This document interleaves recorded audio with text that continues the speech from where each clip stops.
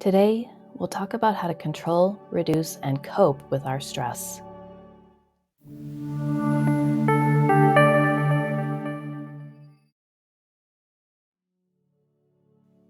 What is stress management? Stress management is defined as the tools, strategies, or techniques that reduce stress and reduce the negative impacts stress has on our mental and physical well-being. A variety of techniques can be used to manage stress. These include mental, emotional, and behavioral strategies. When stress management is used regularly and in response to stressful life events, we can optimize our well-being.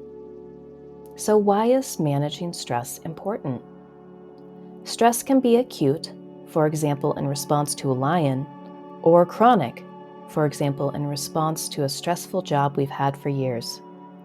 Stress can come from work, finances, relationships, and a variety of other places. But stress can also come from inside the body, from illnesses or inflammation. These stressful events initiate activation in the hypothalamic pituitary adrenal axis, or the HPA axis. And the greater stress we have, the greater the activation in the HPA axis. When we get stressed, we may at first feel energized. That's because cortisol gives us the energy we need to escape predators or fight disease and inflammation. But when we are stressed too much, we can start to feel wired. Then, after time, we start to feel exhausted. That's because we were designed to get bursts of energy to chase after our next meal or run away from a bigger predator.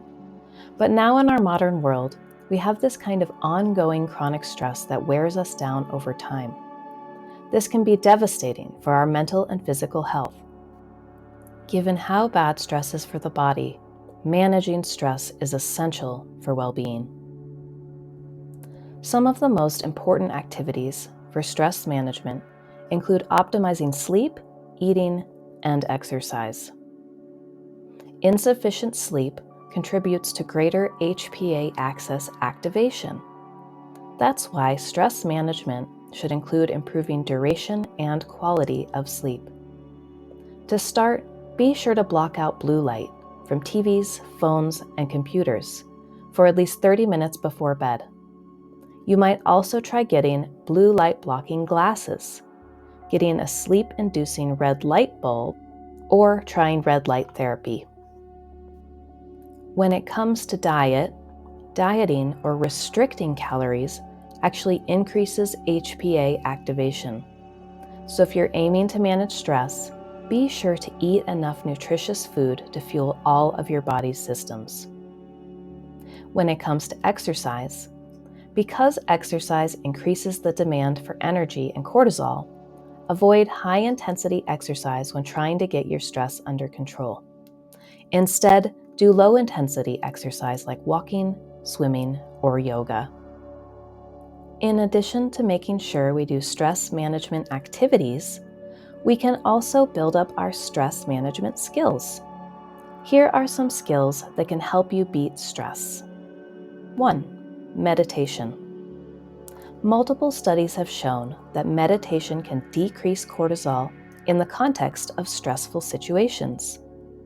This suggests that building our meditation skills may be helpful for managing stress. 2. Find opportunities to be kind to others. Expressing positivity toward others, for example with compassion, gratitude, and loving kindness, can buffer us against stress.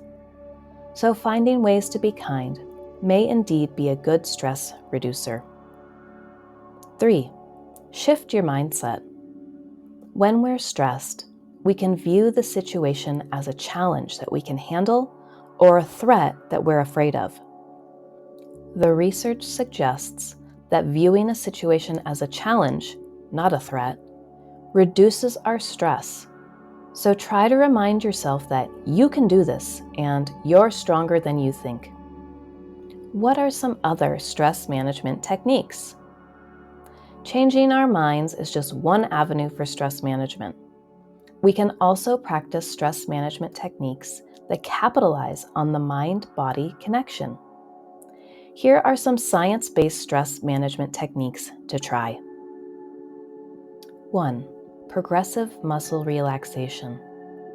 Progressive muscle relaxation involves tensing a group of muscles as you breathe in and then quickly releasing tension as you breathe out. Proceed through one set of muscles at a time.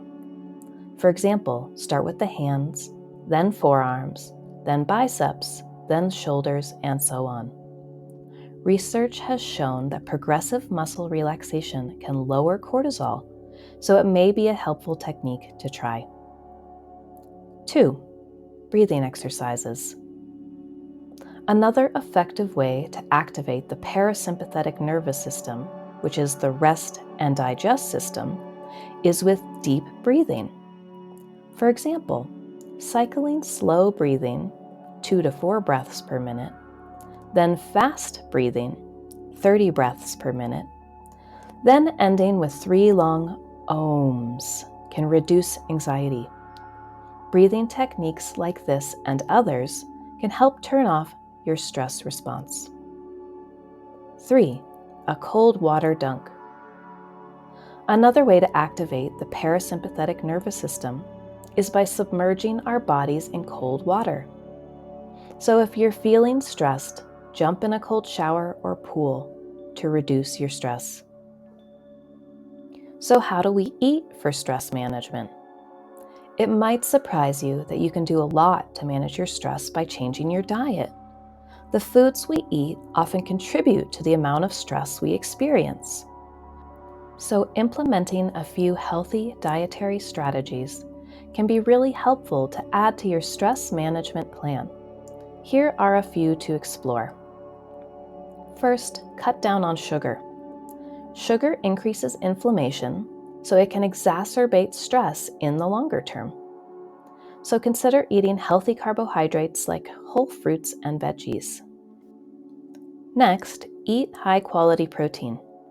Protein is important in the stress response, so be sure to eat antibiotic-free beef, chicken, eggs, fish, and meat substitutes if you're vegetarian.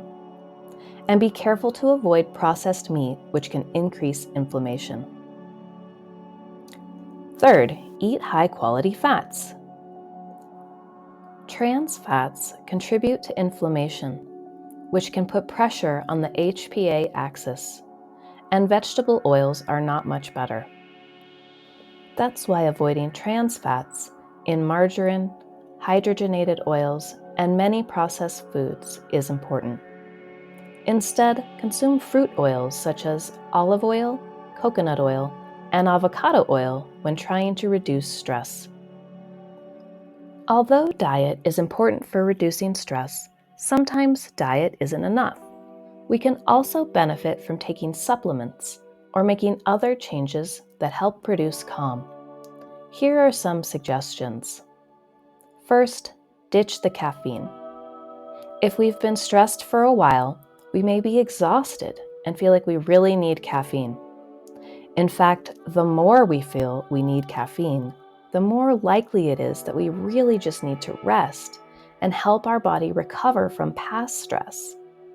But even worse, caffeine activates our HPA axis, making us feel more anxious. So ditch the coffee, caffeinated tea, and energy drinks. Next, consider taking adaptogen herbs. Adaptogens are plants that help the body manage stress. Some effective adaptogens include ashwagandha, holy basil, rhodiola, and ginseng.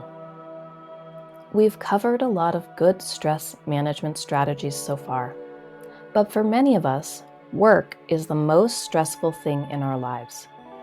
It involves high demands, difficult coworkers, financial fears, and more. So how do we manage the stress of work? Well, we can use any of the strategies already discussed, but we may also want to focus specifically on skills that help us better control and navigate the workplace. These skills can include interpersonal communication. How we communicate with people is so important for how we get along with them, how we get what we need from them, and how stressful it is to be around them. So building our communication skills is probably one of the most important stress management techniques for the workplace. Negotiating boundaries. One of the challenges of work is that our employers want to get the most out of us, but we only have so much we can give without becoming exhausted or burned out. Learning to negotiate what we are and are not willing to do is essential to maintaining a lower stress workplace. Positive social interactions. One of the absolute best ways to de-stress and thrive is to have positive social connections with others. If we can create some positive connections with others at work, they can help buffer the negative effects of a stressful workplace. In our modern world, stress management is needed by almost everyone. Learning how to implement stress management strategies in your daily life can be extremely helpful in improving your quality of life. If you enjoyed this video, don't forget to hit the like button, subscribe to our channel, and check out our free resources at berkeleywellbeing.com.